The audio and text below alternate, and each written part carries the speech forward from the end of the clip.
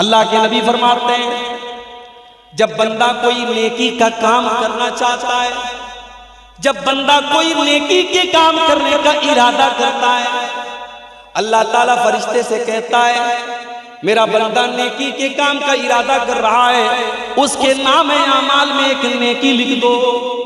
अभी उसने नेकी नहीं किया है, अभी उसने नेकी का इरादा किया है, अभी वो रात में इशा की नमाज पढ़ के आया है, वो बिस्तर पे ये सोच के सोया है कि कल मैं तहज्जुद की नमाज पढ़ूंगा। अभी उसने सिर्फ इरादा किया है, अल्लाह ताला ने उसके नाम आमाल में एक नेकी लिख दी। रात में 2 बजे नींद खुली, रात में 3 बजे नींद खुली। वो आज के नौजवानों की तरह तो नहीं होगा जो रात को 2-2 बजे तक और 3-3 बजे तक लड़कियों से चैटिंग करने में अपना टाइम गुजारे। वो ऐशा पढ़ के बेचारा सोया है, मैं रात में तहज्जुद पढ़ूंगा, रात में 2 बजे उठता है और अल्लाह की बारगाह में तहज्जुद पढ़ता है। अगर वो तहज्जुद पढ़ लेगा तो अल्लाह के नबी फरमाते हैं उसके नामे आमाल में 10 नेकियों का सवाब मिलता है। उसने 8 रकात तहज्जुद की नमाज पढ़ी, लेकिन उसको सवाब मिलेगा 80 रकात पढ़ने का, उसको 10 गुना ज्यादा सवाब मिलेगा। सिर्फ इरादा करके सोया था, अल्लाह ने एक नेकी लिख दी, और जब वो काम कर लिया अल्लाह ने 10 नेकी का सवाब उसको दे दिया। उसके अपोजिट में अब जरा गौर से सुनिएगा, अल्लाह कितना रहमान है और कितना कृपालु है और कितना दयालु है। उसकी कृपाएं कितनी बड़ी, उसकी दया कितनी बड़ी है, उसकी रहमत कितनी बड़ी है, जरा इस हदीस से अंदाजा लगाओ मेरे भाई। अल्लाह के नबी फरमाते हैं, अगर बंदा किसी गुनाह के काम का इरादा करता है, किसी गलत काम का इरादा करता है, कोई भी गलत काम करने का इरादा करता है, अल्लाह फरिश्तों से कहता है रुक जाओ, अभी बंदे ने इरादा किया है, अभी उसने गुनाह का काम नहीं किया है, उसने गलत काम नहीं किया है। जब तक मेरा बंदा वो गुनाह का काम न कर दे, जब तक वो गलत काम न कर दे, उसके नामे आमाल में तुम गुनाह मत लिखना। देखो, नेकी का इरादा किया था, नेकी का सवाब अल्लाह ने लिख दिया था, मगर गुनाह का इरादा किया है, अभी अल्लाह ने गुनाह का उसके नामे आमाल में गुनाह को नहीं लिखा, मना कर दिया फरिश्तों से। उसके बाद अल्लाह के नबी फरमाते हैं, अगर बंदा वो गुनाह का काम कर लेता है, चोरी कर लेता है, ज़िना कर लेता है, झूठ बोल देता है, शराब पी लेता है, कोई भी गलत काम कर लेता है, उसके नाम आमाल में एक गुनाह लिख दिया जाता है, एक गुनाह का आज़ाब उसके नाम आमाल में लिख दिया जाता है। लेकिन अगर इरादा करने के बाद अगर बंदा गुनाह से बच जाए और गुनाह ना करे, तो जरा उस अल्लाह की रहमत देखो। अल्लाह फरिश्तों से कहता है, मेरे बंदे ने मेरे डर से इस गुनाह को छोड़ दिया है, मेरा डर उसके दिल में पैदा हो गया और उसने गुनाह का इरादा करके गुनाह नहीं किया है। ऐ फरिश्तों, उसके नाम आमाल में एक नेकी लिख दो। उसने गुनाह का इरादा करके गुनाह नहीं किया, उसने मेरे डर से ऐसा नहीं किया। ऐ मेरे फरिश्तों, उसके नाम आमाल में एक नेकी लिख दो। यह है उस अल्लाह की रहमत। इसलिए अगर हमसे कोई गुनाह हो जाए तो हम अल्लाह से सच्ची तौबा करें, हम अल्लाह से माफी मांगें। अच्छा, तौबा का मतलब समझते हैं? जब हम गाड़ी चलाते हैं, चाहे हम कार चला रहे हो या बाइक चला रहे हो, तो आपने रास्ते में कहीं कहीं देखा होगा रोड के ऊपर यू टर्न लेना होता है। अगर हमें इस साइड से उस साइड आना है तो हम यू टर्न लेते हैं, पूरी गाड़ी को हम घुमा के अपोजिट रास्ते पे लेके आते हैं। तौबा का मतलब होता है यू टर्न लेना। तौबा का मतलब होता है आप अल्लाह ताला के रास्ते से भटक गए थे, सिराते मुस्तकीम से भटक गए थे, अब आप यू टर्न ले रहे हैं, आप अल्लाह के रास्ते पर वापस लौट गए।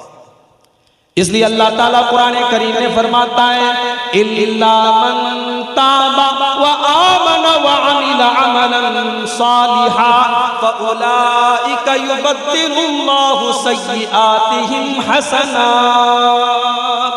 जो तौबा कर ले, जो ईमान ले आए और जो नेक अमल कर ले, हम उसके गुनाहों को नेकियों में बदल देंगे। कल तक वो शराब पिया करता था, कल तक वो ज़िना किया करता था, कल तक वो झूठ बोला करता था, कल तक वो हराम काम किया करता था। आज उसने सच्ची तौबा कर ली, आज उसने अल्लाह से माफी मांग ली, आज वो नेक अमल करने लगा, आज उसने अपने आप को सुधार लिया, तो अल्लाह ताला उसको माफ भी कर देगा और उसके सारे गुनाहों को नेकियों में बदल देगा। उस अल्लाह का करम देखो, उस अल्लाह की रहमत का दरिया देखो। फउलाइका युबद्दिलुल्लाहु सय्यिआतिहिम हसनात। दुनिया में अगर हमारा एक बाप का अगर बेटा कोई गलती कर दे और बेटा के बाप से कहे अब्बा मुझसे गलती, बच्चा गलती कर दे, माँ से आके के अम्मा गलती हो गई, तो माँ माफ कर देती है, बेटा माफ करता है। मगर बाप जब माफ करता है, माँ जब माफ करती है, तो ऐसा तो नहीं करती है माँ, ऐसा तो नहीं करता है बाप कि उस बच्चे को माफ कर दे और उसके बाद उसको तोहफा दे दे। मगर वो अल्लाह, वो जब हम तौबा करते हैं मेरे भाइयों, तो वो हमें माफ भी करता है और हमें तोहफा देता है, हमारे गुनाहों को नेकियों में बदल देता है। कि उस अल्लाह का करम है, कि उसकी रहमत है मेरे प्यारे साथ।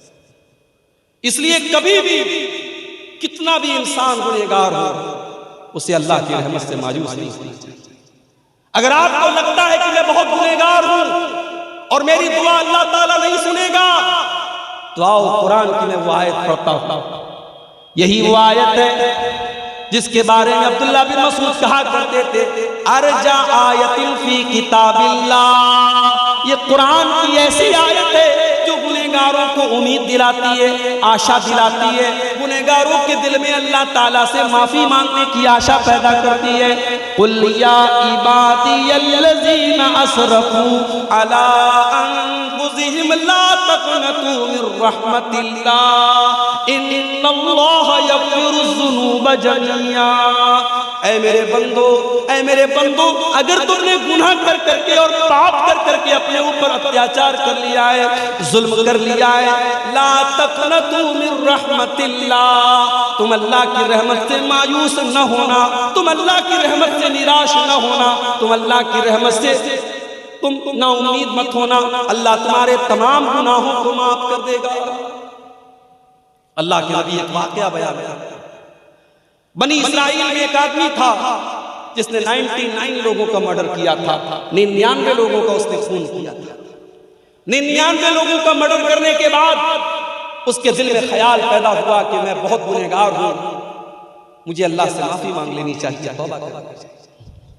उसके दिल में तौबा का ख्याल आया। उसने किसी से पूछा मैं तौबा करना चाहता हूं, क्या करूं? किसी ने कहा कि फला के पास चले जाओ, वो इस दौर का सबसे बड़ा आलिम है, उसके पास चले जाओ, वो तुम्हें कोई रास्ता बताएगा। बुखारी के अल्फाज हैं, वो 99 लोगों का कातिल, वो डाकू उस आदमी के पास पहुंचा जो बहुत बड़ा राहिब था, बहुत बड़ा इबादत गुजार था, मगर आलिम नहीं था। लोग उसको आलिम समझते थे मगर वो आलिम नहीं था, आलिम नहीं था, बहुत बड़ा आबिद था, बहुत इबादत गुजार था। 99 लोगों का मर्डर करने के बाद उसके पास पहुंचा, का मौलवी साहब, इमाम साहब, मैंने 99 लोगों का मर्डर किया है और अब मेरे दिल में तौबा का ख्याल आया है, मैं तौबा करना चाहता हूं, मैं अल्लाह से माफी मांगना चाहता हूं, क्या मेरी तौबा अल्लाह ताला कबूल करेगा? अब देखो, मसला हमेशा आलिम से पूछना चाहिए। वो आलिम नहीं था, वो राहिब था। राहिब अलग होता है, आलिम अलग होता है। हो सकता है एक आदमी बहुत बड़ा इबादत गुजार हो, रातों में तहज्जुद पढ़ता हो, दिन में रोजा रखता हो, मगर ये जरूरी नहीं है, ये आवश्यक नहीं है कि वो आलिम भी हो।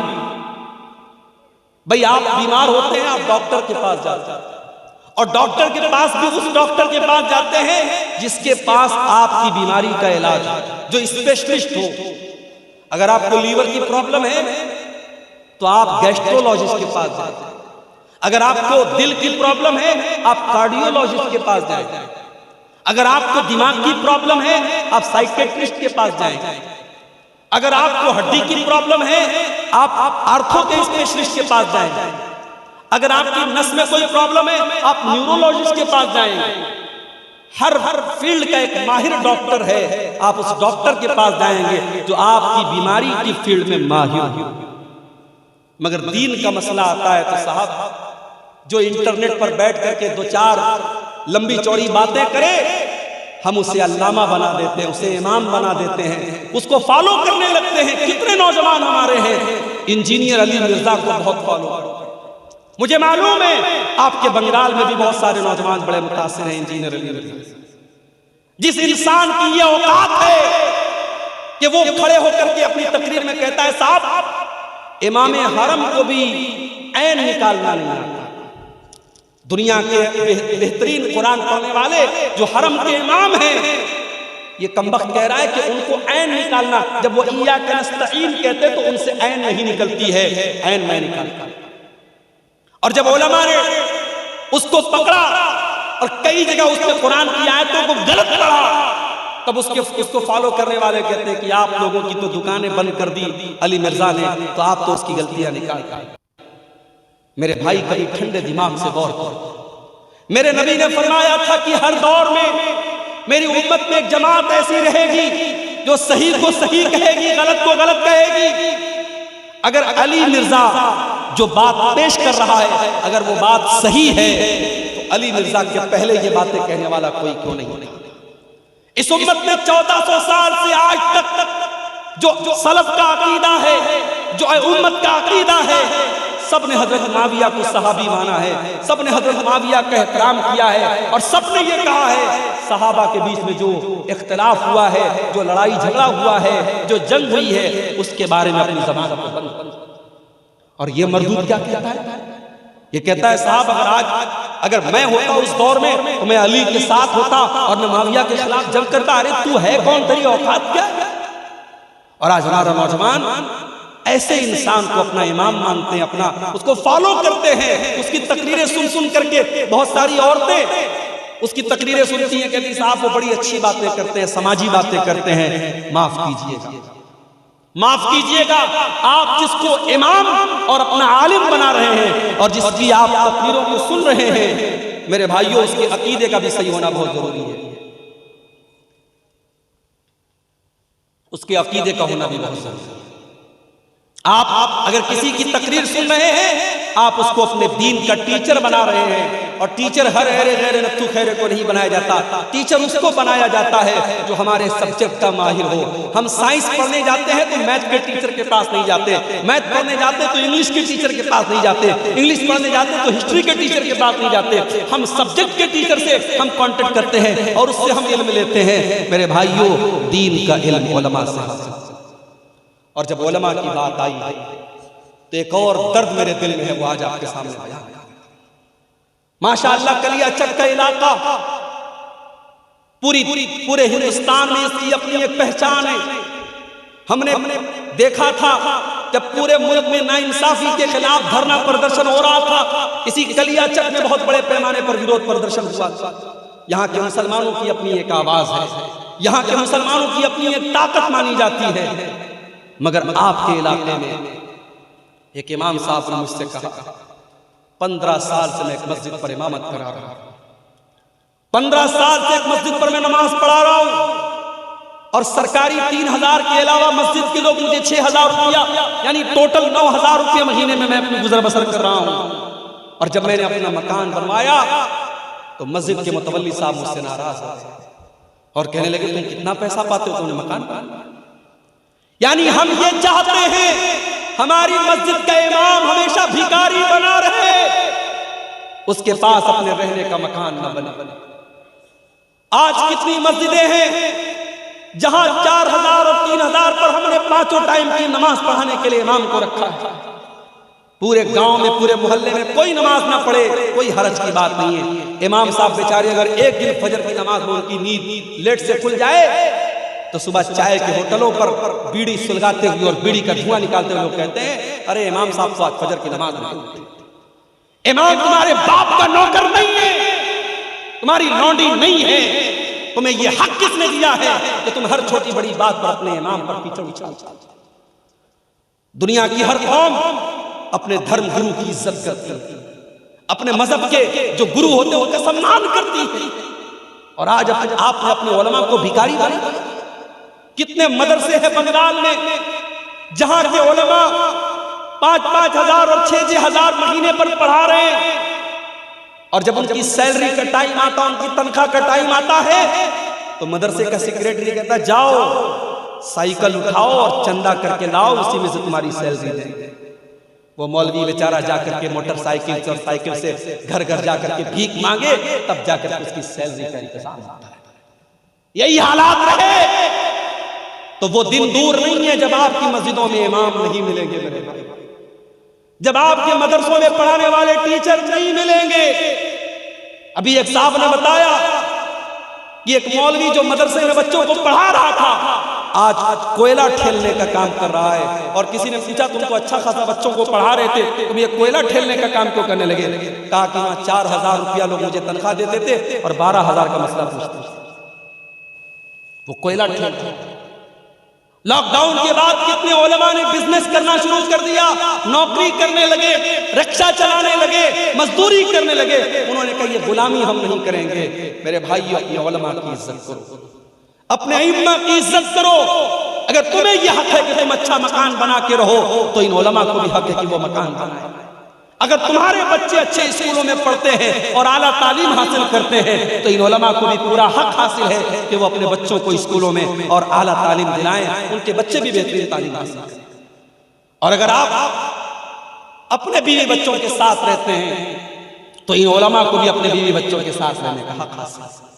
कितनी मस्जिदों के इमाम हैं, उनको छोटी सी कोठरी दी गई है, वो फैमिली के साथ नहीं रह सकते, वो परिवार के साथ नहीं रह सकते। वो बेचारे शादी हो चुकी है, बीवी गांव में रहती है, 2-2 महीने पर 3-3 महीने पर इमाम साहब अपनी बीवी के पास जाते हैं, अपने बच्चों के पास जाते हैं। बच्चों का बाप मौजूद है, बच्चे यतीम की जिंदगी गुजार रहे हैं, शौहर बीवी का शौहर मौजूद है और बीवी बेवा की जिंदगी गुजार रही है। माफ करो मेरे भाई, आपने अपने उलमा को जीते जी मार डाला, उनके बच्चों को यतीम बना डाला, उनकी औरतों को बेवा बना डाला।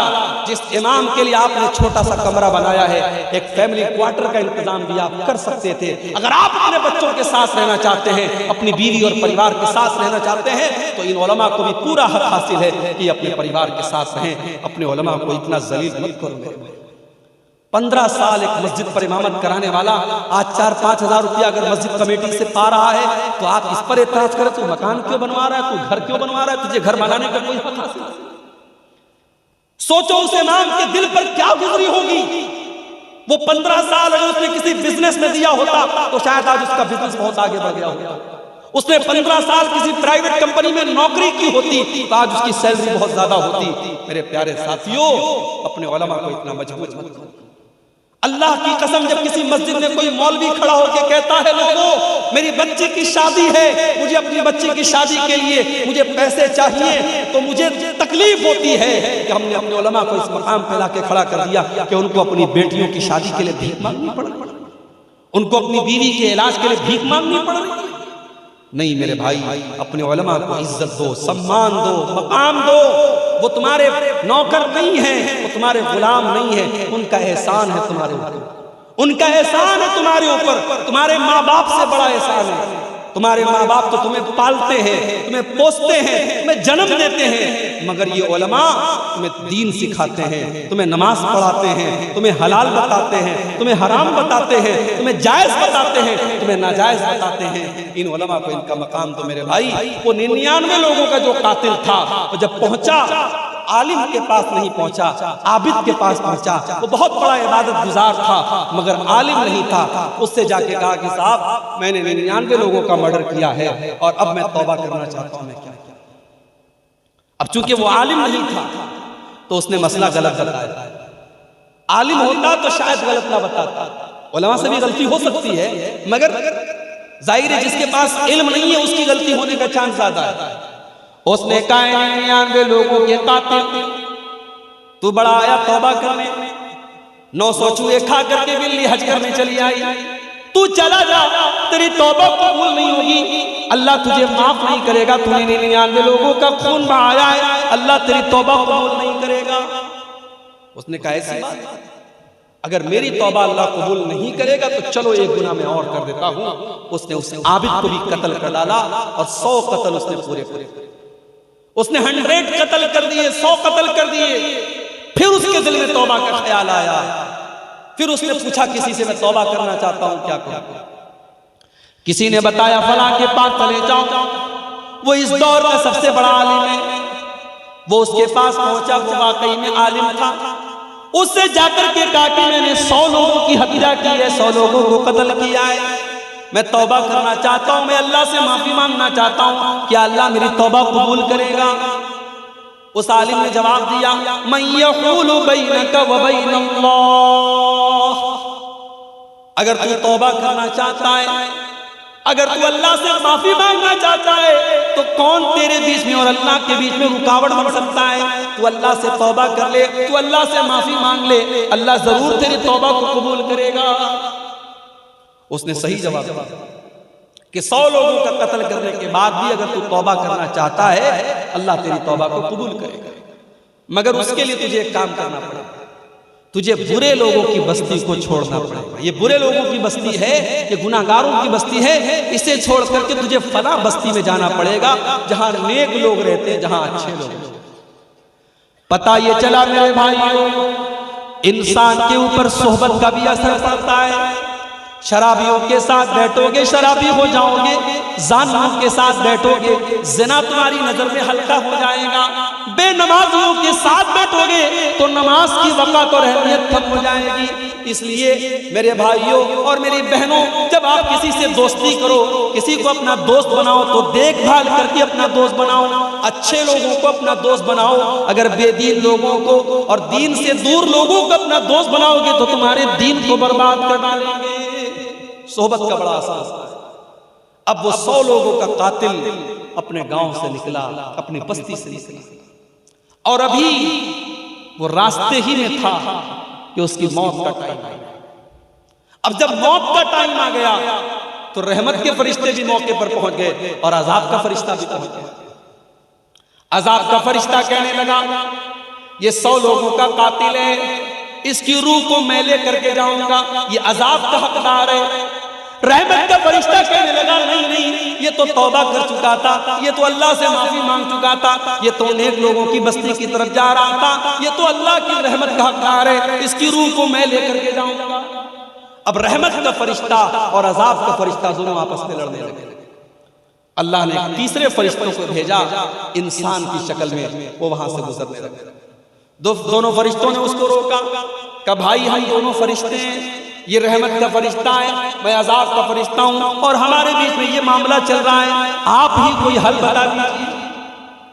तो उस फरिश्ते ने, जो इंसान की शक्ल में अल्लाह की तरफ से भेजा गया था, उस फरिश्ते ने ये फैसला किया कि एक काम करो, तुम लोग तो फरिश्ते हो, तुम्हारे लिए कोई मुश्किल नहीं है, तुम पूरे रास्ते का माप कर दो, पूरे रास्ते को नाप लो। अगर ये गुनहगारों की बस्ती से ज्यादा करीब है तो इसको अजाब का फरिश्ता लेकर के जाएगा, और अगर ये नेक लोगों की बस्ती से ज्यादा करीब है तो इसको रहमत का फरिश्ता लेकर जाएगा। जब दोनों फरिश्तों ने रास्ते को नापा है, हदीस के अल्फाज है मेरे प्यारे साथियों, अल्लाह के नबी फरमाते हैं कि वो एक बालिश, ये जो हाथ के पंजे का जो ये माप होता है, इसको उर्दू में बालिश कहते हैं, हमारे यहाँ उर्दू में बित्ता बोलते हैं इसको। एक बित्ता या एक बालिश्त जो है, वो इंसान, वो 100 लोगों का जो कातिल था, वो नेक लोगों की बस्ती से ज्यादा करीब था। अल्लाह की रहमत का फरिश्ता उसको लेके गया है। इसलिए गुनाह जितने भी ज्यादा हो जाएं, अल्लाह की रहमत से इंसान को मायूस नहीं होना चाहिए, तौबा करना चाहिए, अल्लाह से माफी मांगना चाहिए। मगर ये बात याद रखो मेरे भाई, जब हम कोई गुनाह का काम करते हैं, उस गुनाह का असर हमारे बच्चों पर भी पड़ता है, हमारे ऊपर भी पड़ता है। हमारे ऊपर ये पड़ता है कि हमारे दिल सख्त हो जाते हैं, हमारे दिल कठोर हो जाते हैं। और दिल जब कठोर हो जाता है, दिल जब सख्त हो जाता है, तो कुरान की आयतों का असर नहीं होता है, नबी की हदीसों का असर नहीं होता है। आज रात भर जलसे हो रहे हैं, जुमा के अंदर खुतबे हो रहे हैं, तकरीरें हो रही हैं, मगर दिल के ऊपर कोई असर नहीं पड़ रहा है, क्योंकि दिल सख्त हो चुका है, दिल कठोर हो गया है, दिल सख्त। इसीलिए अल्लाह ने कुरान के पहले पारे में जब बनी इस्राइल का जिक्र किया तो फरमाया सुम्मा कसत कुलूबुकुम मिन बादि ज़ालिका फहिया कल हिजारती औ अशद्दु क़स्वा। ऐ यहूदियों, तुमने अल्लाह को इतना नाराज किया, तुमने अल्लाह को इतना नाराज किया कि गुनाह करने की वजह से तुम्हारे दिल सख्त हो गए, और इतने सख्त हो गए फहिया कल हिजारती औ अशद्दु क़स्वा, तुम्हारे दिल तो पत्थरों से भी ज्यादा सख्त हो गए, दिल कठोर हो गया है। तकरीरें सुन रहे हैं हम मगर दिल के ऊपर असर नहीं पड़ रहा है, हम बयान सुन रहे हैं, हम कुरान की आयतें सुन रहे हैं मगर दिल के ऊपर असर नहीं पड़ रहा है। तो दिल को अगर सख्ती से बचाना है तो गुनाह से बचना पड़ेगा। इसीलिए अल्लाह के नबी फरमाते हैं जब बंदा कोई गुनाह करता है नुक़ितत फ़ी क़ल्बिही नुक़्ततन सौदा, उसके दिल के ऊपर एक काले रंग का नुक्ता डाल दिया जाता है, एक काले रंग का धब्बा डाल दिया जाता है। अगर बंदा तौबा कर लेता है, अगर बंदा अल्लाह से माफी मांग लेता है, वो काले रंग का धब्बा मिटा दिया जाता है, और अगर बंदा दोबारा वो गुनाह करता है, वो काले रंग के धब्बे और बढ़ते चले जाते हैं, हत्ता तालु क़ल्बहु, यहाँ तक कि उसके पूरे दिल के ऊपर छा जाते हैं।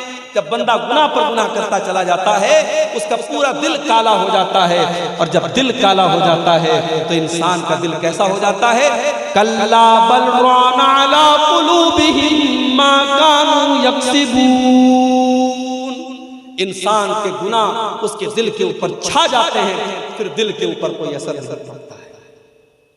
तो इसलिए अगर गुनाह करेंगे हम तो हमारे दिल सख्त हो जाएंगे, गुनाह का पहला नुकसान। गुनाह का दूसरा नुकसान, इंसान अगर गुनाह करेगा उसकी रोजी रोटी पर असर पड़ेगा, उसके मुकद्दर में जो रोजी मिलने वाली थी, उसकी दुकान पे जो कस्टमर आने वाला था, उसके कारोबार में जो मुनाफा और प्रॉफिट होने वाला था, वो अल्लाह ताला हटा लेता है, छीन लेता है। इन्नल अब्दा ला युहरमु रिज़्क़ बिज़ंबिन युसीबुहु, बंदा अपने गुनाह की वजह से अपनी रोजी रोटी से महरूम कर दिया जाता है। इंसान की रोजी रोटी पर असर पड़ता है। इसीलिए अगर इंसान नेकी का रास्ता इख्तियार करेगा, तकवा का रास्ता इख्तियार करेगा, तो अल्लाह उसको रोजी रोटी के दरवाजे भी उसके लिए खोल देगा। वमन यत्तक़िल्लाह यजअल लहू मखरजा व यरज़ुक़हु मिन हैसु ला यहतसिब, जो अल्लाह से डरेगा अल्लाह ताला उसके लिए जरूर कोई ना कोई रास्ता निकालेगा और अल्लाह वहां से रोजी देगा। इंसान सोच भी नहीं सकता कि कहां से रोजी आ गई, रोजी के रास्ते खोल देगा अल्लाह ताला। आज हमारा नौजवान कहता है शेख साहब नौकरी नहीं मिली, शेख साहब बिजनेस कर रहे हैं। अभी हमारे एक दोस्त आए बनारस में, मेरे घर पे मिलने के लिए आए, बोले शेख साहब जो बिजनेस में करता हूँ लॉस हो जाता है, जो कारोबार करता हूँ नुकसान हो जाता है, मुझे लग रहा है किसी ने मेरे कारोबार पर जादू कर दिया है, मेरे बिजनेस पर बंदिश कर दी है, मुझे लग रहा है मेरे कारोबार को किसी ने रोक दिया है।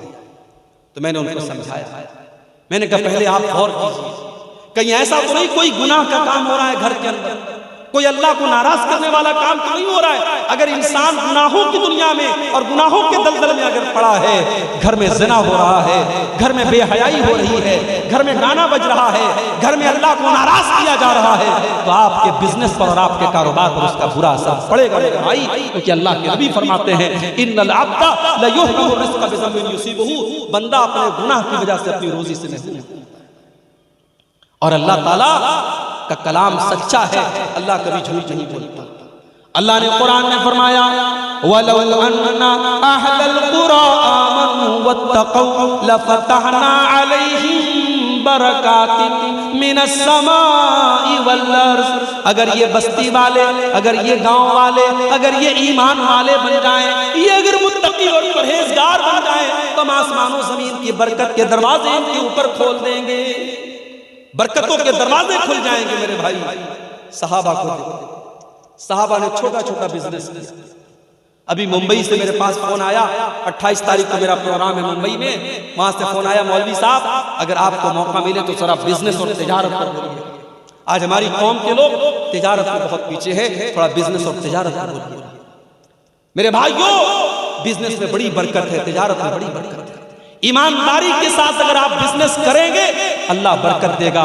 लेकिन हाँ, हराम चीज का कारोबार करेंगे, हराम चीज का बिजनेस करेंगे, हो सकता है आपका मकान बेहतरीन बन जाए, हो सकता है आपके घर में टाइल्स लग जाए, हो सकता है आपके घर में मार्बल बिछ जाए, हो सकता है आप बहुत पैसे कमा लें, मगर उस पैसे में बरकत नहीं होगी और आज नहीं तो कल आपको पछताना पड़ेगा। इसलिए जब बिजनेस करो तो पता करो मैं जो बिजनेस करने जा रहा हूं ये सही है कि नहीं है, ये हलाल है कि नहीं है। आज हमारी प्रॉब्लम ये है, हम बिजनेस जब करने लगते हैं, बिजनेस शुरू कर देते हैं, उसके बाद हम मौलवी साहब से पूछते हैं, मौलवी साहब ये बिजनेस मैंने शुरू कर दिया है, ये सही है कि नहीं है। अब हम मौलवी साहब से फतवा नहीं पूछ रहे, हम मौलवी साहब के मुंह से उगलवाना चाहते हैं कि मौलवी साहब कहीं से कोई रास्ता निकाल दे कि ये सही है। अगर मौलवी साहब ने कह दिया नहीं ये गलत है, तो हमें लगेगा कि मौलवी तो हमारा दुश्मन है, ये तो हमारे कारोबार के पीछे पड़ा, हम दूसरे मौलवी को पकड़ेंगे, तीसरे मौलवी को पकड़ेंगे और हम कोशिश करेंगे कहीं से हमारे मन की बात निकल जाए।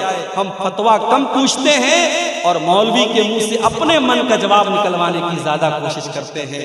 मेरे भाई, अगर आप ईमानदार होते तो कारोबार शुरू करने से पहले आप मौलवी साहब से पूछते, मौलवी साहब मैं ये कारोबार करना चाहता हूँ, ये सही है कि नहीं है, ये जायज है कि नहीं है। इसीलिए हजरत उमर फारूक जब मदीना के मार्केट में जाते थे तो सहाबा से कहते थे हमारे मार्केट में वही कारोबार करेगा जो हलाल हराम को जानता है, जो जायज नाजायज को जानता है, जो सही और गलत को जानता है, वही कारोबार करेगा, हर कोई कारोबार न करे। मेरे भाई, कारोबार में बड़ी बरकत दी अल्लाह ताला। जब अल्लाह के नबी मदीना पहुंचे, बड़े गौर से सुनना मेरे भाई, जब अल्लाह के नबी मदीना पहुंचे, आपको पता था मक्का के मुहाजिर बेचारे बेसहारा हैं, उनके पास अभी कोई बिजनेस नहीं है, उनके पास अभी कोई घर नहीं है। आपने मदीना के अंसारी साहबा को और मक्का के मुहाजिर साहबा को नाम ले लेकर के भाई बना दिया, एक एक का नाम ले लेके भाई बनाया। ये मदीना का अंसारी है, ये मक्का का मुहाजिर है, ये दोनों एक दूसरे के भाई भाई हैं। दोनों का हाथ उठा करके अल्लाह के नबी ने भाईचारा करा दिया। हजरत अब्दुर्रहमान इब्न औफ जो मक्का में बिजनेस किया करते थे, तिजारत किया करते थे, अपनी सारे बिजनेस को छोड़ करके वो बेचारे खाली हाथ आए थे। अल्लाह के नबी ने उनको हजरत साद बिन रबी का भाई बना दिया। हजरत साद बिन रबी आए अपने भाई के पास, कहा अब्दुर्रहमान आप मेरे भाई, नबी ने आपको मेरा भाई बनाया है। आए अब्दुर्रहमान ये मेरा घर है, आज से मैं 2 हिस्से कर देता हूं, आधा आप ले लीजिए, आधा मैं। ये सगे भाई नहीं थे, नबी की जुबान से बस नबी ने भाई बना दिया। आज तो इंसान अपने सगे भाई का हक मारने को तैयार है, अपनी सगी बहन का हक मारने को तैयार है। बाप मर गया, बाप की प्रॉपर्टी में बहन का भी हक बनता है। बहन ने आकर के कहा भैया बाप की प्रॉपर्टी में मेरा भी हक है, मुझे दे दो। भाई ने बड़े गुस्से में कहा तेरी शादी हुई थी, 2 लाख रुपए का खर्च आया था, 3 लाख का खर्च आया था, जेवर मैंने बनवाया था, जहेज का इंतजाम मैंने किया था। अगर तुम मुझसे अपने बाप का तरका मांगती है तो चली जा, आज के बाद भाई बहन का कोई रिश्ता नहीं रहेगा। बहन ने हक मांगा नहीं कि भाई ने बहन से रिश्ता किया। मेरे भाइयों, इस्लाम ने यह हक दिया है बहन को, अल्लाह ने यह हक दिया है बहन को। बाप की प्रॉपर्टी में जैसे बेटे का हक है वैसे बेटी का हक है। आपके चेहरे पर माशाअल्लाह बड़ी लंबी लंबी दाढ़ी है, आपकी पेशानी पर सज्जे का निशान है, और आप अपनी बहन का हिस्सा अगर डकार गए हैं और अपनी बहन का हिस्सा खा गए हैं तो कल कयामत के दिन अल्लाह की बारगाह में जवाब देने के लिए तैयार है। अल्लाह क्या पूछा जाएगा, तूने अपनी बहन का हक क्यों मारा, तूने अपनी बहन का हिस्सा क्यों उसको क्यों खा। आज हालात ये है, आज लोग अपनी बहनों का हक मार लेते हैं। आप गौर कीजिए कि किस तरीके से आज हमारी रोजी रोटी पर असर हो रहा है।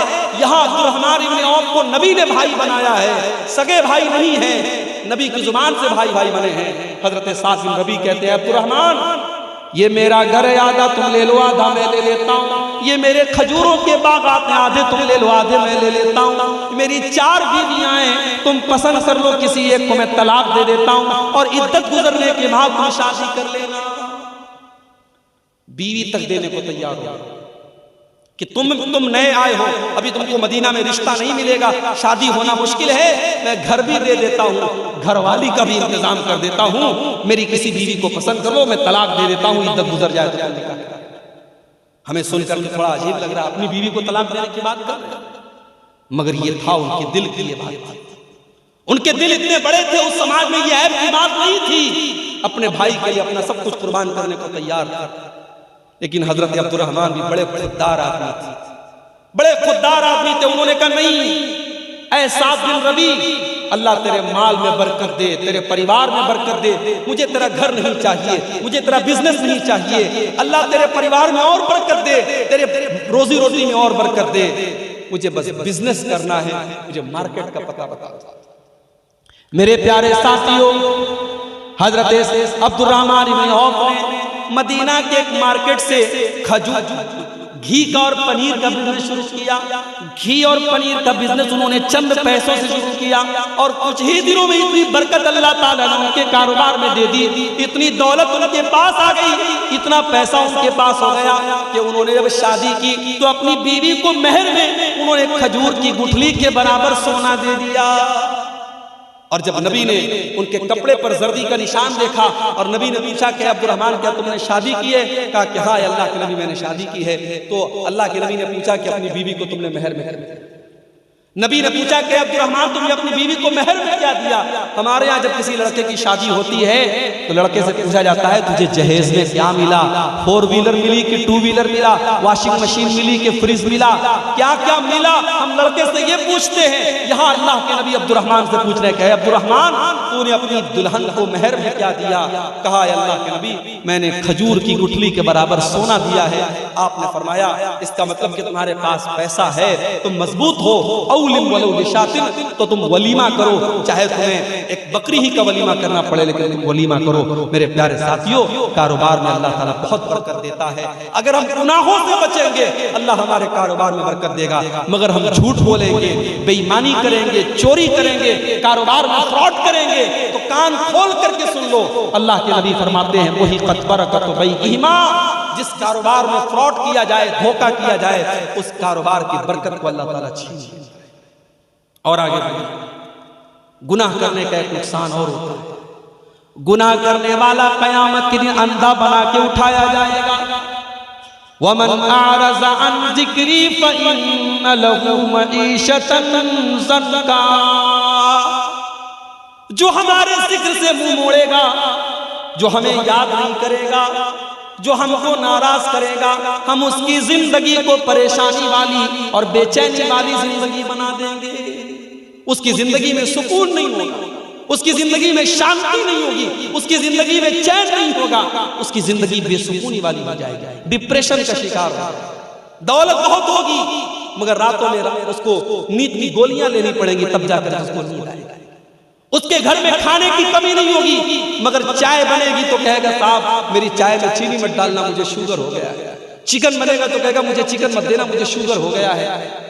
एक चीज खाएगा तो 10 चीजों से परहेज करेगा, इतनी बीमारियों में अल्लाह ताला डाल देगा। वमन आरज़ अन ज़िक्री फ़इन्न लहू मईशतन ज़न्का, अगर मुझे भूल जाओगे, अगर मुझे याद नहीं करोगे, हम तुम्हारी जिंदगी को परेशानियों वाली जिंदगी बना देंगे। वनहशुरुहु यौमल क़ियामति आमा, और क़यामत के दिन हम तुम्हें अंधा बना करके उठाएंगे। दुनिया में बड़ा अच्छा देखता था, चश्मा भी नहीं लगाता था, मगर क़यामत के दिन अंधा बना के अल्लाह ताला बुलाएगा। क़ाल रब्बि लिमा हशरतनी अअमा वक़द कुन्तु बसीरा, कहेगा अल्लाह मैं तो दुनिया में अच्छा भला देखा करता था, तूने मुझे अंधा बना के क्यों उठाया? अल्लाह फरमाएगा कज़ालिका अततका आयातुना फनसीतहा व कज़ालिकल यौमा तुनसा। मेरे बंदे तू हमारी आयतों को देख करके इग्नोर कर देता था, नजरअंदाज कर देता था, आज हम तुझे इग्नोर कर देंगे, नजरअंदाज कर देंगे। तो गुनाहों के ये नुकसान हैं। अब आइए हम तकरीर के दूसरे पार्ट की तरफ आते हैं। वो कौन से गुनाह हैं जिनको शरीयत ने बड़े बड़े गुनाह करार दिया है? अल्लाह के नबी के पास एक सहाबी आया, कहा अल्लाह के नबी अय्युज़ ज़ंबी आज़म, सबसे बड़ा गुनाह क्या है? सबसे बड़ा गुनाह क्या है? आपने फरमाया अंत जाल लिल्लाहि निद्दन व हुवा खलक़क, सबसे बड़ा गुनाह यह है कि तुम अल्लाह के बराबर किसी को ठहराओ। क्रिसमस का त्योहार आया, कल मैं कलकत्ता में था, कलकत्ता एयरपोर्ट से उतरा, मुझे हावड़ा स्टेशन जाना था, मैं बाइक के ऊपर जा रहा था, रास्ते में देखा बहुत बड़ा टेंट लगा हुआ है और बहुत बड़ी बड़ी लाइटें लगी हैं और क्रिसमस का त्यौहार मनाया जा रहा है। और वो त्यौहार मनाने वाला कोई गैर मुस्लिम नहीं है, मुसलमान है। उस इलाके का जो एमएलए है, उस इलाके का जो एमपी है, वो बेचारा लोगों को खुश करने के लिए क्रिसमस मना रहा है। मैं कहता हूं ऐसे पॉलिटिक्स और ऐसी राजनीति हमें नहीं करनी है, जिस पॉलिटिक्स के चक्कर में और जिस राजनीति के चक्कर में अपने दीन और ईमान से हमें हाथ धोना। हमें नहीं चाहिए ऐसे एमपी, हमें नहीं चाहिए ऐसे एमएलए जो अपनी तौहीद और अपने ईमान का सौदा कराने वाले। क्रिसमस मनाए। हमारे नौजवान लड़के जो कॉलेजों में पढ़ते हैं, जो हमारी नौजवान लड़कियां कॉलेजों में पढ़ती हैं, ये फेसबुक के ऊपर बेचारे अपने आप को बहुत शांति प्रिय साबित करने के लिए 25 दिसंबर को ये फेसबुक पर लगाते हैं, merry Christmas to all brothers and sisters. क्या कहते हैं? मैरी क्रिसमस, क्रिसमस की मुबारकबाद दे रहे हैं। तेरे बकरीद का त्यौहार आया तो किसी ईसाई ने बकरा तो नहीं काटा। तेरी ईद का त्यौहार आया तो किसी ईसाई ने आकर के तेरी ईदगाह में 2 रकात नमाज तो नहीं पढ़ी। तुझे बड़ी खुशी है उसके क्रिसमस मनाने? तुझे मालूम है ये क्रिसमस का त्यौहार क्यों मनाया जा रहा है? क्रिसमस के त्यौहार के ऊपर ये अकीदा रखा जाता है, ये ईसाई ये अकीदा रखते हैं कि अल्लाह ताला को बेटा पैदा हुआ है। वो ईसा मसीह को अल्लाह का बेटा मानते हैं और ये अकीदा रखते हैं कि आज के दिन अल्लाह ताला को बेटा पैदा हुआ है।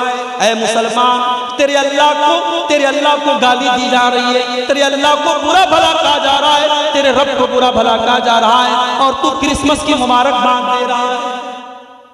तेरा अकीदा तो ये नहीं होना चाहिए। तेरा अकीदा तो कुरान की सबसे छोटी सूरत में बता दिया गया, कुल हुवल्लाहु अहद अल्लाहुस समद लम यलिद वलम यूलद वलम यकुल लहू कुफुवन अहद। ऐ नबी आप कह दीजिए अल्लाह एक है, अल्लाह बेनियाज है, अल्लाह का कोई बेटा नहीं और अल्लाह किसी का बेटा नहीं, वलम यकुल लहू कुफुवन अहद और अल्लाह के बराबर कोई नहीं।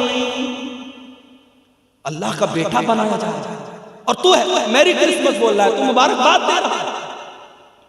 और बंगाल की पॉलिटिक्स में ये बहुत ज्यादा हो रहा है, मैं देख रहा हूं। गैर मुस्लिमों के त्यौहार होते हैं, उनके मजहबी देवी देवताओं के फोटो लगा लगा करके हमारे ये मुसलमान जो लीडर्स होते हैं ये उनको शुभकामनाएं देते हैं। वो कहते हैं साहब पॉलिटिक्स से करना पड़ता है, पॉलिटिक्स के नाम पर अगर आपको अपने दीन और अपनी तौहीद से कॉम्प्रोमाइज करना पड़े तो ऐसी पॉलिटिक्स से आप तौबा कर लीजिए मेरे भाई, नहीं करनी चाहिए। इस्लाम के अंदर दो रंगी नहीं है, इस्लाम के अंदर दोगलापन नहीं है। इस्लाम तौहीद वाला मजहब है। अगर आप इस्लाम को मानते हैं तो तौहीद से कभी कॉम्प्रोमाइज नहीं कीजिए। अल्लाह के प्यारे नबी के पास ऑफर आया, मक्का के काफिरों ने ऑफर दिया, ऐ मोहम्मद सल्लल्लाहु अलैहि वसल्लम हम आपको एक बड़ा बेहतरीन ऑफर करते हैं, एक दिन आप हमारे बुतों के आगे सजदा कीजिए, हम एक दिन आपके अल्लाह के आगे सजदा करेंगे, एक दिन आप हमारी मजहब पर हमारे मजहब को फॉलो कीजिए और एक दिन हम आपके मजहब को फॉलो करेंगे। बड़ा अच्छा ऑफर, बीच का रास्ता निकाला गया। जैसे आज के जमाने में बहुत सारे मुसलमान कहते हैं कि भाई इस्लाम भी एक मजहब है, क्रिश्चियनिटी भी एक मजहब है, ज्यूइज्म भी एक मजहब है, हिंदुइज्म भी एक मजहब है, सारे मजहब एक है, रास्ते अलग अलग है, मंजिल एक है। माफ करना मेरे भाई, ये अकीदा इस्लाम का अकीदा नहीं। इस्लाम का अकीदा ये नहीं है कि सारे रास्ते अलग अलग है, मंजिल एक है। इस्लाम का रास्ता ये है, मंजिल भी एक है और रास्ता भी एक है, और वो रास्ता अल्लाह का रास्ता है, वो रास्ता रसूल का रास्ता है, वो रास्ता इस्लाम का रास्ता है। वमन यब्तगी गैरल इस्लाम दीनन फलन युक़बल मिन्हु, जो इस्लाम को छोड़ करके कोई और रास्ता अपनाएगा उसके मजहब को अल्लाह ताला कबूल नहीं करेगा, स्वीकार नहीं करेगा। वहुवा फिल आखिरति लमिनल खासिरीन, और आखिरत में वो खसारा उठाने वालों में से होगा। और हिंदू मजहब में भी यही बात है। हमारे हिंदू भाइयों की बड़ी मशहूर किताब है श्रीमद् भागवत गीता, उसके अंदर श्री कृष्ण जी ने भी यही कहा है कि तौहीद का रास्ता ही सबको नजात दिलाएगा। सर्वधर्मान् परित्यज्य मामेकं शरणं व्रज अहं त्वा सर्व पापेभ्यो मोक्षयिष्यामि सारे धर्मों को छोड़ दे, सारे रास्तों को छोड़ दे और ईश्वर की परमात्मा की शरण में आ जा, अल्लाह की पनाह में आ जा, मेरी पनाह में आ जा। मैं तेरे सारे गुनाहों को मिटा दूंगा, तुझे नजात दे दूंगा, तुझे जन्नत में डाल दूंगा, तुझे स्वर्ग में डाल दूंगा। यही हिंदू मजहब के अंदर भी कहा गया, यही इस्लाम के अंदर भी कहा गया कि एक रास्ता जो नजात देने वाला है वो तौहीद का रास्ता है, वो अल्लाह का रास्ता है। मेरे भाइयों, इंसानियत के नाम पर और मानवता के नाम पर अपने आप को इतना हल्का मत बनाओ कि अल्लाह के साथ शिर्क हो रहा है और तुम क्रिसमस की मुबारकबाद दे रहे हो। और अभी तो क्रिसमस खत्म हो रहा है, आज 29 तारीख है ना, 29 ना, 2 दिन के बाद 31 की नाइट है। कलकत्ता के बड़े बड़े होटल बुक हैं, नाचने वालियां और अपने जिस्म का और अपने शरीर का अंग प्रदर्शन करने वाली बॉलीवुड की हीरोइनों को बुलाया जाए। 10-10 हजार के टिकट हैं और आप यकीन करें बड़े बड़े 5 स्टार होटलों में 31 की नाइट में रात भर शराब पी जाएगी और नशे की हालत में लोग धुत होकर के हराम काम करेंगे। और ये काम एक बड़ी तादाद में मुसलमान लड़के और लड़कियां भी करते हुए नजर आएंगे। मुसलमान भी आपको ये काम करते हुए नजर आएंगे। कलकत्ता में जब ओला बाइक करने जा रहा था, ओला बाइक के ड्राइवर ने मुझसे कहा, मेरा हुलिया देख करके उसको लगा कि ये मौलवी साहब हाफिज जी लग रहे हैं। वो मुसलमान था, उसने कहा मौलवी साहब हाफिज जी हालात बहुत बुरे हैं। उसने कहा संडे के दिन रात में हम लोग जब बाइक लेकर निकलते हैं, नशे की हालत में बिल्कुल ठल्ली होकर के, बिल्कुल धुत होकर के जवान लड़कियां आती हैं। उनके बाप को कोई परवाह नहीं कि हमारी लड़की कहाँ गई है, उनकी माँ को कोई परवाह नहीं हमारी जवान लड़की कहाँ गई है। नशे की हालत में धुत होकर के आती हैं और हमसे कहती हैं हमको हमारे घर पहुंचा दो। और हमें डर लगता है कहीं ऐसा ना हो कि इसको लेकर के जब अपनी बाइक पर हम जाएं और ये हमको जकड़ करके हम हमारी बाइक पर जब बैठे तो कहीं ऐसा ना हो कि हम गुनाहों की दलदल में चले जाएं और हम कोई गलत काम कर बैठे। कहा कि ये काम करने वाली मुसलमान लड़कियां भी होती हैं और गैर मुस्लिम। हालात ये है, ये मुसलमान है जिन्हें देख के शर्माए यहूद, वज़ा में तुम हो नसारा तो तमद्दुन में हुनूद। ये मुसलमान है जिन्हें देख के शर्माए। मुसलमान की शादी हो रही है, नाच गाना भी हो रहा है, मुसलमान की शादी में डीजे बज रहा है। माशाअल्लाह बड़ा पक्का मुसलमान है, क्या मजाल है कि उसके इस्लाम पर कोई सवाल उठाए, उसके घर में रात भर डीजे चल रहा है। तेरे नबी ने कभी बांसुरी की आवाज को अपने कानों में जाने न दिया, तेरे नबी के सहाबा ने कभी म्यूजिक को अपने घर में आने न दिया, और तू शादी के मौके पर रात भर म्यूजिक बजा रहा है और तू अपने आप को मुसलमान कह रहा है। क्या तेरा इस्लाम सिर्फ तेरी मस्जिद और तेरी नमाज तक है? तेरे शादी ब्याह में तेरे इस्लाम से कोई मतलब नहीं। मैं कहता हूं उलमा पाबंदी लगा दें, जिसके घर में शादी में डीजे बजेगा, नाच गाना होगा, सारे उलमा मिलकर के ये तय कर ले उसके घर में हम निकाह नहीं पढ़ाएंगे, उसकी शादी में हम नहीं जाएंगे। लोगों के दिमाग में जाएं, पढ़ाएं, खुद अपना निकाह पढ़ाएं। उलमा मना करते हम ऐसी शादियों में नहीं जाएंगे। शादी हमारी कैसी हो रही है? माशाअल्लाह बाप के चेहरे पर शरई दाढ़ी है, माथे पर सज्जे का निशान है, शादी में अपनी जवान बेटी को लेके गया है, कार से निकला, जवान बेटी साड़ी पहन करके और गाउन पहन करके निकली है, उसका पूरा आधा शरीर ढका है और आधा शरीर नजर आ रहा है और सारे लोग उसकी लड़की को देख रहे हैं और बाप को कोई फर्क नहीं पड़ता है। साफ फैशन का जमाना है, शादी के मौके पर मेरी लड़की तो हूर बन के आई है, मेरी लड़की जो चाहे पहने, क्या फर्क पड़ता है? मुझे बताओ, क्या शादी के मौके पर बेपर्दगी जायज हो गई, बेहयाई जायज हो गई? मैं कहता हूं वो लड़की जितनी गुनहगार है, वो लड़की जितनी गुनहगार है, उस लड़की का जवान बाप और उस लड़की की माँ, उस जवान लड़की का बाप और उस लड़की की माँ जिसने उसको वो कपड़ा ला के दिया है और वो कपड़ा पहनाया है और वो कपड़ा पहन करके अपने शरीर का प्रदर्शन करके जब वो लड़की शादी में गई है तो बाप भी बराबर गुनहगार होगा, माँ भी बराबर गुनहगार। अल्लाह के नबी फरमाते हैं सलासुल्ला यंजुरुल्लाहु अज़्ज़ा व जल्ल इलैहि यौमल क़ियामा। 3 लोग ऐसे हैं कि क़यामत के दिन अल्लाह ताला न तो उनकी तरफ देखेगा, न उनसे बातचीत करेगा, न उनको गुनाहों से पाको साफ करेगा। 3 लोग बड़े बदनसीब लोग होंगे। नंबर 1 अल-आक़ु लिवालिदैहि अपने माँ बाप को सताने वाला, अपने माँ बाप को तकलीफ पहुंचाने वाला, अपने माँ बाप से रिश्ता तोड़ने वाला। नंबर 2 वल मरअतुल मुतरज्जिला, मर्दों की नकल करने वाली, मर्दों की कॉपी करने वाली औरत। और नंबर 3 अद्दयूसुल्लज़ी युक़िर्रु फी अहलिहिल खुबुस, वो दयूस आदमी, वो बेगैरत आदमी, वो बेशर्म आदमी जिसके घर की बहू बेटी बेहयाई का काम करे और उसको कोई फर्क न पड़े। मेरे भाई, मर्दों के वो अकबर इलाहाबादी का शेर है ना, बेपर्दा नजर आई कल जो चंद बीबियां, बेपर्दा नजर आई कल जो चंद बीबियां, अकबर ज़मीन गैरत कौमी से गड़ गया, पूछा जो उनसे आपका पर्दा वो क्या हुआ, पूछा जो उनसे आपका पर्दा वो क्या हुआ, कहने लगी कि अक्ल पे मर्दों के पड़ गया। ये मर्दों की अक्ल पे पर्दा पड़ा है। आज तो शादियों में कुर्सी पर भी औरतों से ज्यादा पर्दे में तो कुर्सी रहती है, कुर्सी बेचारी पूरी कवर्ड रहती है और उस शादी में आने वाली लड़कियां और औरतें उनके शरीर नजर आते रहते हैं। और ये शादी किसकी होती है? मुसलमान की शादी होती है। मेरे भाइयों, आज अगर हम पर अल्लाह का अज़ाब आ रहा है, हम पर मुसीबतें आ रही हैं और जालिम आज हम पर हुक्मरान बने हुए हैं, तो उसकी कहीं न कहीं वजह हमारी बदअमालियां हैं। और अल्लामा इकबाल का बड़ा सच्चा शेर है, वज़ान तुम हो नसारा तो तमद्दुन में हुनूद, ये मुसलमान है जिन्हें देखते शर्माए। तो अल्लाह के नबी से पूछा गया कि सबसे बड़ा गुनाह कौन सा गुनाह है? आपने फरमाया अन तजअल लिल्लाहि निद्दन व हुवा खलक़क, सबसे बड़ा गुनाह यह है कि तुम अल्लाह के बराबर किसी को ठहराओ। फिर पूछा गया अल्लाह के नबी उसके बाद सबसे बड़ा गुनाह क्या है?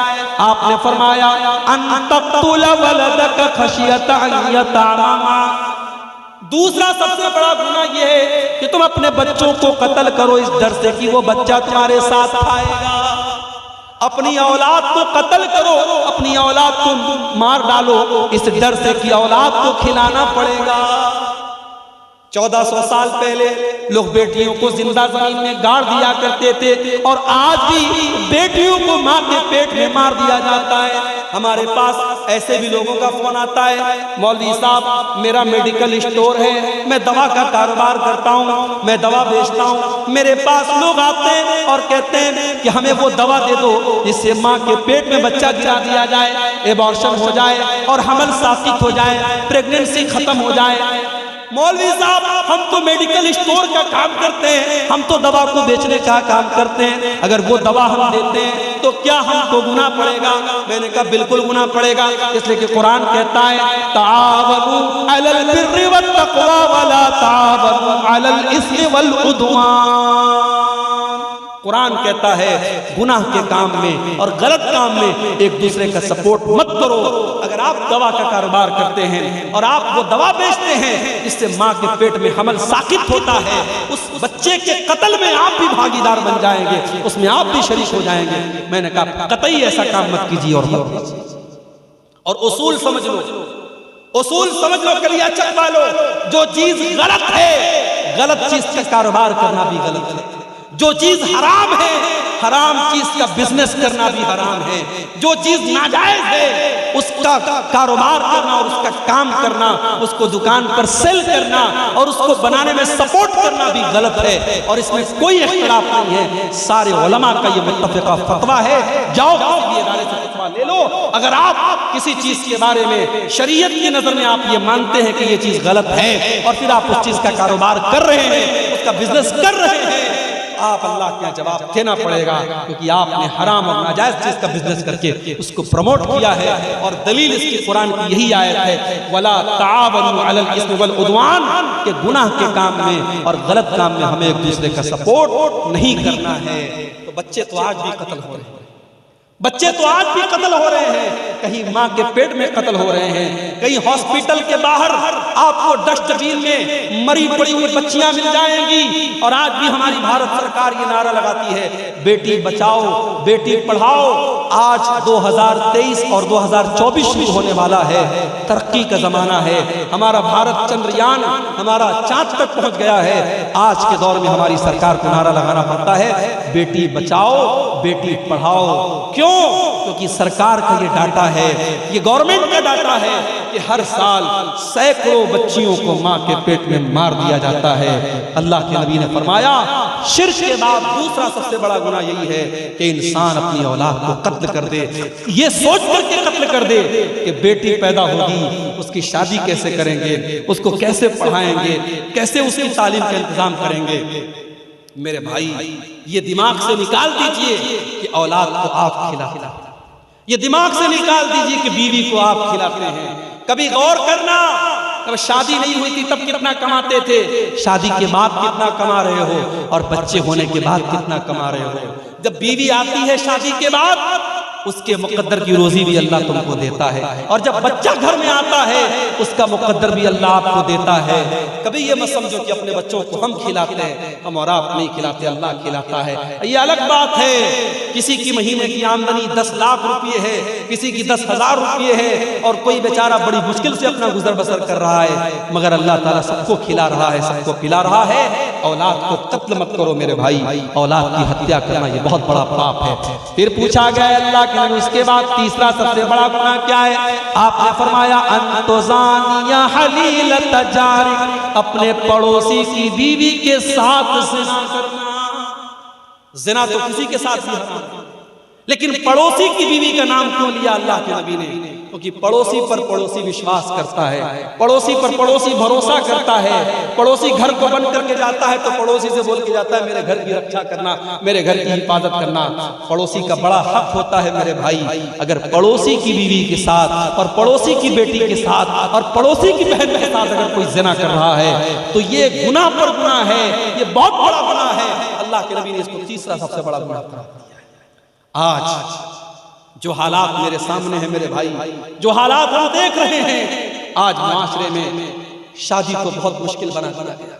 आपके इसी कलिया चक के इलाके में जहां अल्हम्दुलिल्लाह अहले हदीसों की बहुत बड़ी बस्ती है, पूरा इलाका अहले हदीसों का इलाका है।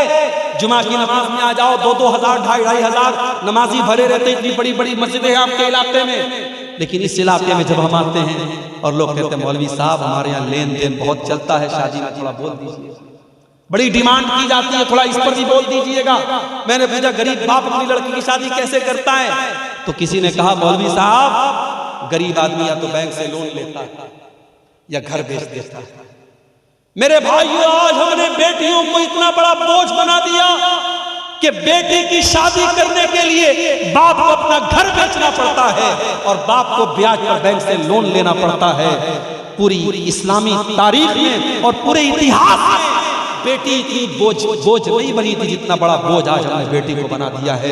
आज कितनी गरीब बेटियां हैं, बाप बेचारा परेशान है, मेरी आमदनी नहीं है, मेरी कमाई नहीं है, बेटी जवान हो रही है, 25 साल की हो रही है, 30 साल की हो रही है, बेटी की शादी कैसे करूं? आज कितने बाप हैं जो बेचारे वक्त के पहले बूढ़े हो रहे हैं, बाल उनके सफेद हो रहे हैं, चेहरे पर झुर्रियां पड़ रही हैं, बेटी की जवानी ने उनकी चिंता की लकीरों को बढ़ा दिया है। मेरे भाइयों, अल्लाह के वास्ते होश के नाखून लो, अल्लाह के वास्ते होश के नाखून लो। और मैं बड़े दिल के दर्द के साथ ये बात कह रहा हूँ, अहले हदीस सिर्फ जोर से आमीन बोलने का नाम नहीं है, सिर्फ सीने पर हाथ बांधने का नाम अहले हदीस नहीं है, सिर्फ रफ़ाए दैन करने का नाम अहले हदीस नहीं है, सिर्फ चंद नमाज के तरीके में बदलाव का नाम अहले हदीस नहीं है। अहले हदीस कहते हैं उस इंसान को जो मुकम्मल इस्लाम को फॉलो करता है, जो कुरान और हदीस पर चलता है। अगर आपकी नमाज कुरान और हदीस वाली है तो आपका शादी ब्याह का सिस्टम भी कुरान और हदीस वाला होना चाहिए। अगर आप अपने बेटे की शादी में डिमांड कर रहे हैं तो आपको ऐलान कर देना चाहिए कि मैं इंटरनेशनल भिखारी हूँ, मैं कोई अहले हदीस नहीं हूँ, मैं तो भिखारी हूँ, बेटे के लिए भीख मांग रहा हूँ। बड़े अंदाज से और बड़े स्टाइल से आज लोग भीख मांगते हैं जहेज के नाम पर। मेरे भाइयों, मैं अपने नौजवानों से कहना चाहूंगा कि अगर तुम्हें अपने बाजुओं पर हिम्मत है और अपने बाजुओं पर भरोसा है तो इतना गट्स पैदा करो, अपने बाप से जाके कह दो, अपनी माँ से जाके कह दो कि मैं एक मामूली चटाई पर लेट जाऊंगा मगर मुझे अपने ससुराल से मिलने वाले बेड का इंतजार नहीं करना है। मैं घड़े का ठंडा पानी पी लूंगा, मुझे ससुराल से मिलने वाली फ्रिज का इंतजार नहीं है। मेरी बीवी अपने हाथों से कपड़ा धुल लेगी, मुझे ससुराल की वॉशिंग मशीन का इंतजार नहीं है। मैं अपने बेटी के बाप को मैं जहेज के नाम पर कोई उसके ऊपर बोझ नहीं डालूंगा। आज मेरे भाइयों, इन डिमांडों की वजह से बेटी बोझ हो। निकाह को आसान करो मेरे भाई, निकाह को आसान करो, वरना आज अभी न्यूज आई है यूपी के अंदर से, मदरसे में पढ़ने वाली लड़की इस्लाम छोड़ करके दूसरे मजहब में दाखिल हो चुकी है, मुर्तद हो चुकी है। ये उत्तर प्रदेश की न्यूज है। आज उत्तर प्रदेश से लेकर बंगाल तक कितनी मुसलमान लड़कियां हैं जो इस्लाम को छोड़ रही हैं, मुर्तद हो रही हैं, दीन इस्लाम को छोड़ करके दूसरे मजहब में दाखिल हो रही हैं। ये रोने का मकाम है मेरे भाई। इस्लाम कोई ऐसा दीन तो नहीं है, ये तो अल्लाह का दीन है। आज ये दौर आ गया कि हमारी बेटियां, हमारी बहनें इस्लाम को छोड़ के जा रही हैं और हमें समझाना पड़ रहा है कि इस्लाम बहुत अच्छा दीन है। हमने तो तारीख में सुमैया का वाकया पढ़ा था, हमने तो तारीख में ऐसी औरतों का वाकया पढ़ा था जिन्होंने अपनी जान दे दी मगर ईमान को जाने न दिया। और आज इश्क और प्यार के नाम पर और मोहब्बत के नाम पर मुसलमान लड़की अपने मजहब को और अपने इस्लाम को छोड़ रही है। मेरे भाइयों, निकाह को आसान करो, निकाह को आसान करो। आज ऐसी लड़कियों के मेरे पास भी मैसेज आते हैं, ईमेल आता है, मौलवी साहब मेरा बाप मेरी शादी ऐसी जगह करना चाहता है जहां लड़का कब्र परस्त है, मजार पे सजदा करता है, कब्र पे सजदा करता है, पूरे घर में तावीज पहना जाता है। मौलवी साहब मैं ऐसे घर में शादी नहीं करना चाहती हूँ। मैंने अपने बाप से कहा कि मेरी शादी फलां के साथ कर दीजिए, वो लड़का नेक है, दीनदार है और कुरान और हदीस पर चलने वाला है, लेकिन मेरा बाप तैयार नहीं है। कान खोल करके सुन लो, अगर लड़की की शादी उसके वली की इजाजत के बगैर जायज नहीं है तो लड़की की शादी जबरदस्ती करना भी जायज है। जबरदस्ती अगर आप अपनी लड़की की शादी उसकी मर्जी के बगैर गलत जगह कर रहे हैं तो ये भी जायज नहीं है। लड़की की इजाजत भी जरूरी है। अगर लड़की की शादी में उसके गार्जियन का तैयार होना और उसके वली का राजी होना जरूरी है तो लड़की की रजामंदी भी जरूरी है। आप जबरदस्ती अगर लड़की की शादी करते हैं तो इस्लाम की नजर में ये निकाह भी वैलिड नहीं है, सही नहीं है। इसलिए मेरे भाई थोड़े से इस मामले में समझदारी से काम लीजिए। अगर लड़की किसी लड़के के साथ शादी करने को बोल रही है या लड़का किसी लड़की के साथ शादी करने को बोल रहा है और वो रिश्ता सही है, दीन के एतबार से कोई खराबी नहीं है, तो माँ बाप जिद न करें और निकाह कर दें ताकि आइंदा जिंदगी में वो लड़का या लड़की कोई ऐसा कदम न उठाए जिससे पूरे खानदान की इज्जत पर धब्बा लगे। इस मामले में हमें समझदारी से काम लेना पड़ेगा। अल्लाह के प्यारे नबी फरमाते हैं, इज़ा खतब इलैकुम मिम्मन तर्ज़ौन दीनहु व खुल्क़हु, जब तुम्हारी लड़कियों के लिए ऐसा रिश्ता आए, लड़का दीनदार है और लड़का अच्छे अखलाक वाला है, फज़व्विजूहु, तो तुम अपनी लड़कियों की शादी ऐसे लड़कों से कर दो। अगर ऐसा नहीं करोगे तकुन फित्नतुन फिल अर्दि व फसादुन अरीज़, तो जमीन के अंदर फसाद फैलेगा और फितना फैलेगा। तो मेरे भाइयों, अगर हमें ज़िनाकारी को रोकना है तो हमें निकाह को आसान करना। और आगे बढ़िए, अल्लाह के नबी फरमाते हैं, जितने सबअल मुबिक़ात, 7 हलाक कर देने वाले गुनाहों से बचो। साहबा ने पूछा, अल्लाह के नबी कौन से 7 हलाक कर देने वाले गुनाह हैं? आपने फरमाया, अश्शिर्कु बिल्लाह, सबसे बड़ा गुनाह तो अल्लाह के साथ शिर्क करना है, जो अल्लाह माफ नहीं करेगा। अगर शिर्क की हालत में इंसान मर गया तो अल्लाह क्या उसको जन्नत मिलने वाली नहीं है। अश्शिर्कु बिल्लाह, सबसे बड़ा गुनाह शिर्क करना। नंबर 2, वस्सिहरु, जादू करना। आज जादू भी हो रहा है, आज जादू भी हो रहा है। आज एक दूसरे से हसद और जलन में लोग एक दूसरे के ऊपर जादू भी करवा रहे हैं, औरतें भी जादू करवा रही हैं, मर्द भी जादू करवा रहे हैं। जादू करना कराना हराम है। अल्लाह के नबी कहते हैं, हलाक कर देने वाला दूसरा बड़ा गुनाह जादू करना। तीसरा गुनाह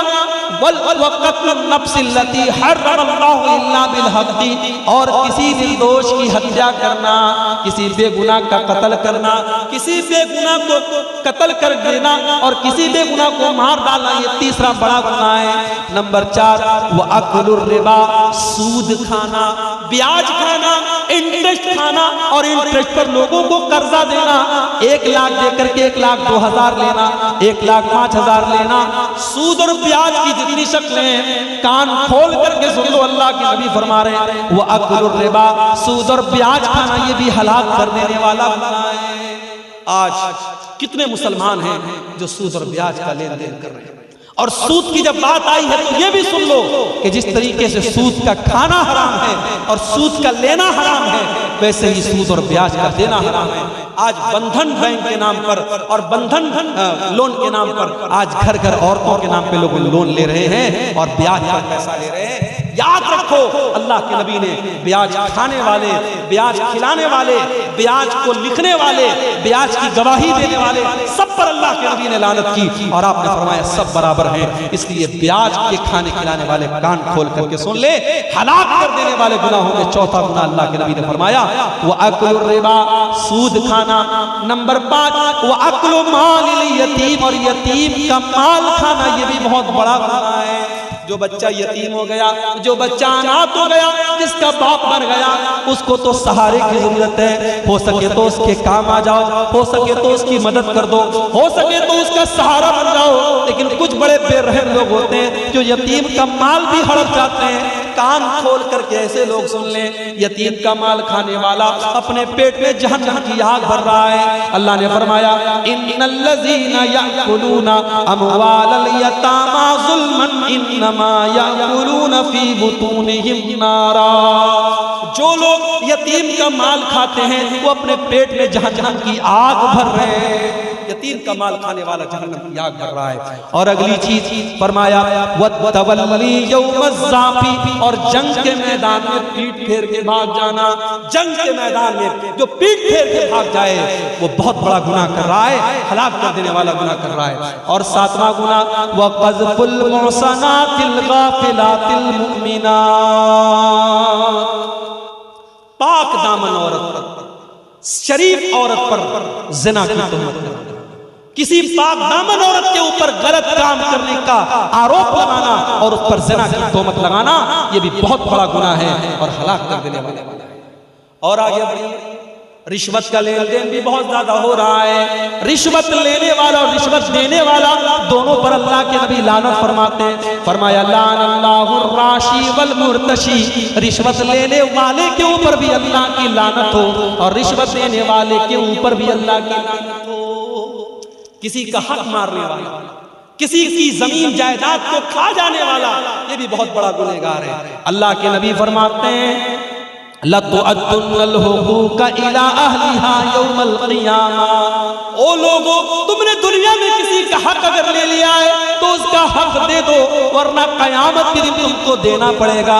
हत्ता युक़ादा लिशातिल जलहाई मिनश्शातिल करना, यहाँ तक कि अगर सींगदार बकरी ने बगैर सींग वाली बकरी के ऊपर जुल्म किया है, अगर सींग वाली बकरी ने बगैर सींग वाली बकरी को मारा है तो कयामत के दिन उस बकरी से भी क़िसास लिया जाएगा। किसी की जमीन और जायदाद को अगर हड़प लिया किसी ने तो अल्लाह के नबी फरमाते हैं इन्नमा अक़तउ लहू क़िताअतम मिनन नार, किसी की जमीन और जायदाद को हड़पने वाला और नाजायज कब्जा करने वाला वो जहन्नम की आग का टुकड़ा ले रहा है। वो ये न समझे मैं जमीन ले रहा हूँ, मैं जायदाद ले रहा हूँ, मैं प्रॉपर्टी ले रहा हूँ, वो जहन्नम की आग का टुकड़ा ले रहा है। इसी तरीके से शराब पीने वाला, जो शराब पीता है, और जब शराब की बात आई है तो कान खोल करके सुन लीजिए, जितनी चीजों के अंदर नशा है, चाहे वो सिगरेट की शक्ल में हो, चाहे वो गुटखे की शक्ल में हो, चाहे वो तंबाकू की शक्ल में हो, नशा और जितनी भी चीजें हैं, जितनी चीजों के अंदर नशा है वो तमाम की तमाम चीजें हराम है। अल्लाह के नबी ने शराब का भी नाम लिया, लेकिन अल्लाह के नबी ने दूसरी हदीस में फरमाया मा अस्कर कसीरुहु फकलीलुहु हराम, जो चीज ज्यादा खाने से नशा होता है वो थोड़ा सा खाना भी हराम है। और दूसरी हदीस में अल्लाह के नबी ने फरमाया कुल्लु मुस्किरिन खम्रुन, हर नशा वाली चीज शराब है। जिस चीज के अंदर नशा होता है, चाहे वो ड्रग्स की शक्ल में हो, चाहे वो हीरोइन की शक्ल में हो, चाहे वो चरस और गांजे और अफीम की शक्ल में हो, जिस चीज के अंदर नशा पैदा होता है उसका वही हुक्म है जो शराब का हुक्म है। कुल्लु मुस्किरिन खम्रुन व कुल्लु खम्रिन हराम, हर नशा वाली चीज शराब है और हर शराब हराम है। जो शराब पीता है, अल्लाह के नबी ने फरमाया मन शरीबल खम्रा, जो शराब पीता है कयामत के दिन उसे जहन्नमियों के पीप और मवाद को पिलाया जाएगा और शराब पीने वाले की 40 दिन तक की नमाज कबूल नहीं होती। इसी तरीके से मेरे भाइयों, नमाज छोड़ना भी बहुत बड़ा है। जो लोग नमाज नहीं पढ़ते, अब्दुल गफ्फार साहब की तकरीर बड़े शौक से सुनते हैं। मैं आता हूँ कलिया चक में, बहुत सारे लोग कहते हैं शेख साहब पहली मर्तबा आपको डायरेक्ट सुन रहा हूँ, अभी तक मोबाइल पर सुनता हूँ। बड़ी मोहब्बत करते हैं आप, बड़े शौक से उलमा की तकरीरों को सुन रहे हैं, मगर पता चला कि नमाज की पाबंदी नहीं करते हैं। मेरे भाई, ये उलमा की मोहब्बत आपको काम न देगी। ये यूट्यूब पर 3-3 घंटे तकरीरें सुनना आपको काम न देगा अगर आपने नमाज की पाबंदी न की। इसलिए कि नमाज छोड़ने वाला, नमाज को बर्बाद करने वाला और नमाज में लापरवाही करने वाला कौन है? अल्लाह ने फरमाया कुरान के 16वें पारे में, फखलफ मिन बादिही खल्फुन अदाउस सलाता वत्तबउश शहवाति फसौफ यल्कौना गय्या। नमाज को बर्बाद करने वाले वो लोग हैं जो नालायक लोग हैं, जहन्नम में जाने वाले लोग हैं, वो नमाज को बर्बाद करते हैं। मेरे भाई, जिस नबी से हम मोहब्बत करते हैं, जिस नबी का हम कलमा पढ़ते हैं, उस नबी को नमाज से बड़ी मोहब्बत थी। अल्लाह के नबी जब टेंशन में होते थे, हजरत बिलाल से कहते थे, या बिलाल अरिहना बिस्सलाह, ऐ बिलाल जल्दी से अज़ान दे दो और नमाज के जरिए हमारे दिल को सुकून पहुंचाओ। और अल्लाह के नबी ने आखिरी वसीयत ये फरमाई, अपने इंतकाल के पहले आपने उम्मत को ये मैसेज दिया, अस्सलाता अस्सलाता, ऐ लोगों नमाज की पाबंदी करो और अपने गुलामों और लौंडियों का ख्याल रखो। मेरे भाई, नमाज को अगर आप बर्बाद करते हैं तो क़यामत के दिन अल्लाह के नबी भी आपसे नाराज हो जाएंगे और अल्लाह भी आपसे नाराज हो जाएगा। इसलिए नमाज की पाबंदी करो और क़यामत के दिन पहला सवाल नमाज के बारे में होगा। अल्लाह के नबी फरमाते हैं, इन्ना अव्वल मा युहासबु बिहिल अब्दु यौमल क़ियामति सलातुहु, क़यामत के दिन पहला सवाल बंदे की नमाज के बारे में होगा। फ़इन सलुहत, अगर नमाज सही है, अगर नमाज का मामला सही है, फ़क़द अफ़लहा, तो इंसान कामयाब हो जाएगा। व इन फसदत, और अगर नमाज का मामला गड़बड़ है, फ़क़द खाबा व खसिरा, तो इंसान नाकाम हो जाएगा। नमाज का छोड़ने वाला भी बहुत बड़ा गुनाहगार है। और एक आखिरी हदीस सुना करके बात खत्म करता हूँ, हमारी माँ बहनों से रिलेटेड ये हदीस है, इसको भी आप सुन लें। ये सही मुस्लिम के अंदर ये हदीस मौजूद है। अल्लाह के नबी फरमाते हैं कि मैं अपनी उम्मत के 2 लोगों को जानता हूँ, सिनफान मिन अहलिन नार लम अरहुमा, 2 किस्म के लोग जहन्नम में जाएंगे, उनको मैंने अभी नहीं देखा है, यानी वो बाद में आएंगे, वो क़यामत के पहले आएंगे, वो क़यामत के करीब वाले दौर में आएंगे। नंबर 1, कौन माहुम सियातुन कअज़नाबिल बकर यज़रिबूना बिहन्नास, ऐसे लोग आएंगे जिनके हाथ में गाय की दुम की तरह कोड़े होंगे और वो कोड़ों से लोगों को मारेंगे, अत्याचार करेंगे, जुल्म करेंगे, वो अपने पावर का गलत इस्तेमाल करेंगे, वो अपनी ताकत का गलत इस्तेमाल करेंगे। हर वो इंसान वो जो जुल्म करता है, जो लोगों पर अत्याचार करता है, वो इस हदीस के अंदर शामिल है। आपने फरमाया ऐसे जालिम लोग जहन्नम की आग में जलेंगे। कभी किसी पर जुल्म मत करो मेरे भाई। अगर अल्लाह ने आपको पावरफुल बनाया है, दौलत वाला बनाया है, अपनी दौलत का गलत इस्तेमाल मत करो, अपने पावर का गलत इस्तेमाल मत करो। याद रखो, जिस पर जुल्म करोगे, अगर उसके मुंह से बद्दुआ की आवाज निकली तो अल्लाह के नबी फरमाते हैं कि मजलूम की बद्दुआ के दरमियान और अल्लाह के दरमियान कोई रुकावट नहीं है। उसकी बद्दुआ डायरेक्ट अल्लाह के पास जाती है और मजलूम ने अगर बद्दुआ कर दी तो आपका काम तमाम हो जाएगा, बर्बाद हो जाएंगे आप। इसलिए किसी पर कभी जुल्म मत करना मेरे भाई। तो ये पहली कैटेगरी के लोग हैं जो जहन्नम में जाएंगे। और दूसरी कैटेगरी कौन होगी?